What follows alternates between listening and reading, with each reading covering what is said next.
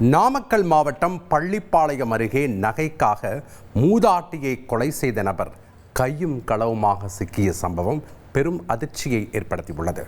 கூடுதல் தகவல்களை செய்தியாளர் யவனசோழன் வழங்க கேட்கலாம். வணக்கம் யவனசோழன், தற்போது இந்த கொலை சம்பவத்தின் முழு பின்னணியும் பதிவு பண்ணுங்கள். வணக்கம். நாமக்கல் மாவட்டம் பள்ளிப்பாளையம் அடுத்துள்ள பாதிரை மாரியம்மன் கோயில் குடித்தெரு பகுதியில் வச்சு வரவங்க கண்ணம்மா. இவங்களுக்கு வயது 80.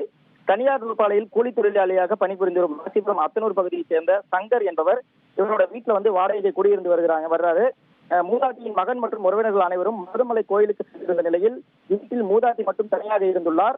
இவர் இன்று மதியம் சுமார் 3:30 மணி அளவில் வீட்டில் உறங்கிக் கொண்டிருந்த பொழுது வீட்டில் யாரும் இல்லாத நேரத்தை பயன்படுத்தி வீட்டிற்குள் நுழைந்த சங்கர் அவரது நகையினை பறிக்கும் நோக்கில் மூதாட்டியின் வாயில் புகையிலை மற்றும் துணியை நுழைத்து கழுத்து நெரித்து கொலை செய்துள்ளார். இந்நிலையில் கோயிலுக்கு சென்றிருந்த உறவினர்கள் மீண்டும் வந்து மூதாட்டியிடம் இருந்த வீட்டு சாவியினை பெற்றுக்கொள்ள அவரது வீட்டிற்கு சென்று பார்த்தபோது உள்பக்கமாக கதவு தாளிடப்பட்டிருந்தது.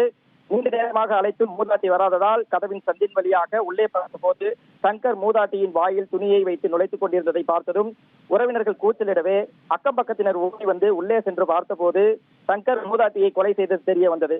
இது குறித்த தகவல் இருந்து சம்பவ இடத்திற்கு விரைந்து வந்த விடுதலை போலீசார் சங்கரை கைது செய்ததோடு அவரிடமிருந்து சுமார் 3/4 பவுன் மதிப்பிலான தோடு மற்றும் மோதிரத்தை பறிமுதல் செய்தனர். மேலும் கண்ணம்மாவின் சடலத்தை கைப்பற்றி பிரேத பரிசோதனைக்காக பள்ளிப்பாளையம் அரசு மருத்துவமனைக்கு அனுப்பி வைத்தனர். மேலும் சம்பவ இடத்திற்கு விரைந்து வந்த திருச்செங்கோடு டிஎஸ்பி கிருஷ்ணன் சம்பவம் குறித்து விசாரணை மேற்கொண்டார். வீட்டில் வாடகைக்கு குடியிருந்த நபர் மூதாட்டியை நகைக்காக கொலை செய்த சம்பவம் வெப்படை பகுதியில் பெரும் பரபரப்பை ஏற்படுத்தியுள்ளது. நன்றி யவனசோழன், உங்களுடைய கள விவரங்களுக்கு.